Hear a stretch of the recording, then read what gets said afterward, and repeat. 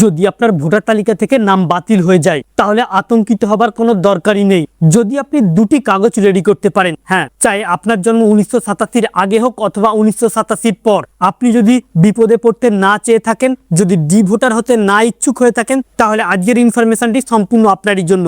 অতি স্বল্পক্ষণের ভিডিও, মোটো স্কিপ না করে শেষ পর্যন্ত দেখবেন। আলোচনা শুরু করার পূর্বে আপনাদের কাছে একটা রিকোয়েস্ট, ভিডিওটিকে অবশ্যই একটি লাইক করে জনস্বার্থে প্রচুর শেয়ার করবেন, কারণ আপনার একটা শেয়ার দ্বারা অন্যজনের জানতে অনেকটাই সুবিধা হবে। চলুন দেখে নেওয়া যাক বিস্তারিত। তো ফ্রেন্ডস, এই মুহূর্তে সাপ্লিমেন্টারি ভোটার লিস্ট বেরোনোর পর প্রচুর সংখ্যক নাম বাতিল হয়েছে, অর্থাৎ তাদেরকে ভোটার লিস্ট থেকে সম্পূর্ণরূপে ডিলিট করে দেওয়া হয়েছে। এমন প্রায় প্রত্যেকটি বুথ পিছু কোথাও 100, কোথাও 200, আবার কোথাও বেশি, সারা পশ্চিমবঙ্গ জুড়ে এমন কয়েক লক্ষ বৈধ ভোটারের নাম বাতিল হয়েছে। এমন ব্যক্তিদের নাম যাদের 2002 সালের ভোটার লিস্টে নাম ছিল, 2025-এও ছিল, কিন্তু ফাইনাল লিস্টে তাদের নাম বাতিল হয়েছে।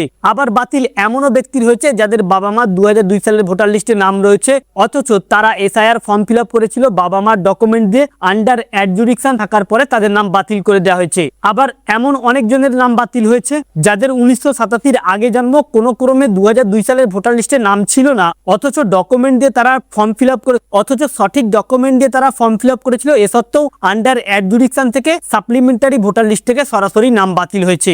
গোটা রাজ্য জুড়ে বৈধ ভোটারের নাম প্রচুর সংখ্যক বাতিল হয়েছে, আর টোটাল বাতিলের সংখ্যা পৌঁছাতে গেলে কোটিতে পৌঁছে যাবে, অর্থাৎ কয়েক লক্ষ নাম বাতিল হয়েছে। তবে যাদের নাম বাতিল হয়েছে তারা অনেকেই আতঙ্কিত হয়ে রয়েছে বা অনেকে ডিপ্রেশনের মধ্যে কাটাচ্ছে। এমন ব্যক্তিদের আতঙ্কিত হবার এই মুহূর্তে কোনো প্রয়োজন নেই, যদি তারা দুটি কাগজ রেডি করতে পারে। প্রথমত, নির্বাচন কমিশনের তরফ থেকে ট্রাইব্যুনালে সুযোগ দেওয়া হচ্ছে তাদেরকে রিঅ্যাপিল করার জন্য।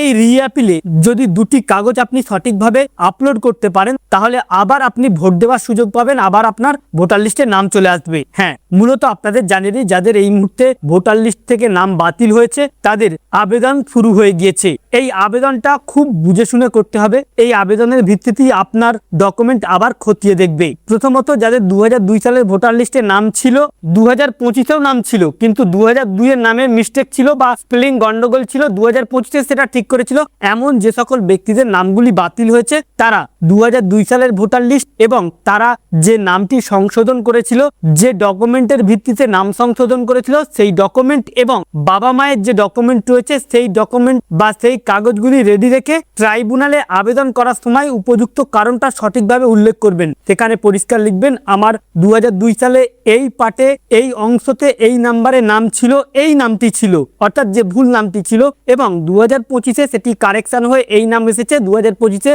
আমার বিধানসভা নাম্বার এই এবং পার্ট নাম্বার এই, অংশ নাম্বার এই, ওই ব্যক্তি আমি এবং ওই 2002 এর ব্যক্তি এবং এই ব্যক্তি একই ব্যক্তি, যেটা আমি, আমার এই ডকুমেন্টগুলো রয়েছে এবং আমার এই বাবার ডকুমেন্টগুলো রয়েছে। তাই আপনার কাছে বিনীত আবেদন, আমার ডকুমেন্টগুলোকে দেখে আমাকে ভোট অধিকার দেওয়া হোক। এইভাবে তারা আবেদন করবে এবং এই লেখাটি গুছিয়ে সুন্দরভাবে লিখবে। দ্বিতীয়, তার নিজস্ব কাগজপত্রগুলো রেডি রাখবে এবং বাবা মায়ের কাগজপত্রগুলো রেডি রাখবে। এর সাথে যাদের 2002 এর ভোটার লিস্টে নাম ছিল না, বাবার মায়ের কাগজ দিয়ে ফর্ম ফিল আপ করেছিলেন, তারা আবেদন করার সময় লিখবে, ওই ট্রাইব্যুনালে তারা লিখবে আবেদন করার সময় যে আমার 2002 এর ভোটার লিস্টে নাম ছিল না, আমি SIR ফর্ম ফিল আপ করেছিলাম আমার বাবার অথবা মায়ের কাগজ দিয়ে, 2002-এ আমার বাবার পার্ট নাম্বার, বিধানসভা নাম্বার, অংশ নাম্বার এই ছিল, এবং 2025-এ এই আমি তার সন্তান বা আমি তার ছেলে, আমাকে আমার ডকুমেন্টগুলো বিবেচনা করে আবারও ভোট অধিকার দেওয়া হোক। এবং যাদের 2002 এর বাবা মায়ের ভোটার লিস্টে নাম ছিল না, অথচ নিজেরও নাম নেই, অথচ তাদের সব উপযুক্ত কাগজ রয়েছে, তাহলে তারা সমস্ত কাগজপত্র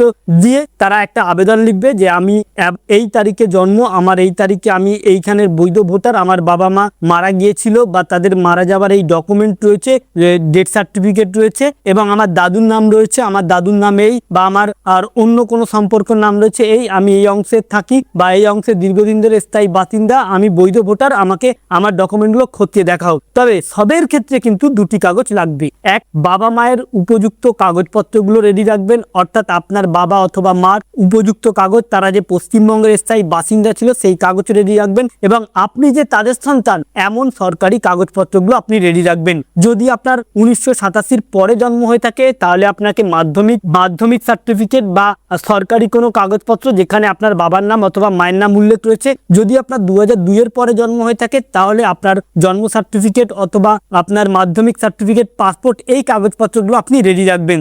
রেডি রেখে যদি আবেদন করেন বা রিঅ্যাপ্লাই করেন তাহলে আপনি আবার ভোটের সুযোগ পাবেন, আবার আপনার ভোটার লিস্টে নাম চলে আসবে। অর্থাৎ এখানে যদি আপনি বৈধ ভারতীয় নাগরিক হয়ে থাকেন তাহলে আপনার কোনো আতঙ্কিত হবার দরকার নেই, কারণ এরপরে আবারও আপনি সুযোগ পাবেন। তবে অনলাইন ফর্ম ফিল আপ করার সময়, ট্রাইব্যুনালে আবেদন করার সময় ভালোভাবে বয়ানগুলো উল্লেখ করবেন, নতুবা কিন্তু সমস্যায় পড়বেন। তো ফ্রেন্ডস, এই ছিল মূলত যাদের নাম বাতিল হয়ে গিয়েছে তাদের জন্য বিশেষ আপডেট। আমাদের উদ্দেশ্য ছিল এই আপডেটটি আপনাদের সামনে উপস্থাপন করা, যাতে আপনারা আতঙ্কিত না হয়ে থাকেন। ভিডিওটিকে ভালো লেগে থাকলে অবশ্যই একটি লাইক করে জনস্বার্থে প্রচুর শেয়ার করবেন। Thank you friends, thank you for watching.